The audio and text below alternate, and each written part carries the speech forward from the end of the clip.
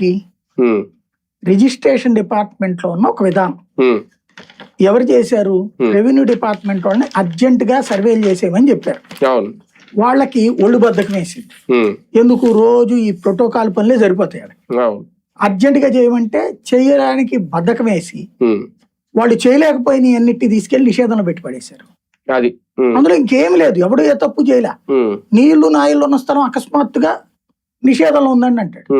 అదేంటంటే revenue department. Revenue department దగ్గరికి వెళ్తే ఏమని చెప్తారు? అవునయ్యా, అది మార్చాలంటే టైం పడుతుంది. ఇప్పుడు ఎంత ఉంది నీ ఏరియా రేటు? ఓకే, నాకు 20% ఇస్తావు, 20% ఇస్తావు. ఇస్తే అప్పుడు కింద నుంచి కలెక్టర్ దాకా కదలవాలి. మళ్ళీ పెద్ద అమౌంట్ అయితే CCLA దాకా వెళ్ళాలి. ఎవడు తప్పు చేశాడని ఈ భూములన్నీ తీసుకెళ్లి చేశారు?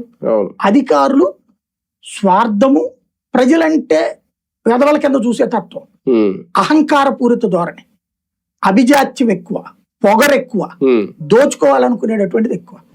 ఇది వీళ్ళ దగ్గర కూడా ఉంటది. ఎవ్వడు తక్కువడు ఎవ్వడూ లేదు. వాస్తవంగా చెప్పాలంటే ప్రైవేటైజేషన్ అన్నటువంటి ఒక రకంగా బెనిఫిట్, జవాబుదారీతనం. ఇప్పుడు మనం గవర్నమెంట్ బ్యాంక్ వెళ్తే ఇచ్చే రెస్పెక్ట్ కి, ప్రైవేట్ బ్యాంక్ వెళ్తే ఇచ్చే రెస్పెక్ట్ కి ఎట్లాంటిదో అంతే తేడా. రేపు ఇప్పటిదాకా డాక్యుమెంట్ రైటర్ రిజిస్ట్రేషన్ ఆఫీస్ కి పోయినా మనం అక్కడ ఒక రకంగా చెప్పాలంటే ఏదో యుద్ధంలో ఇదే మన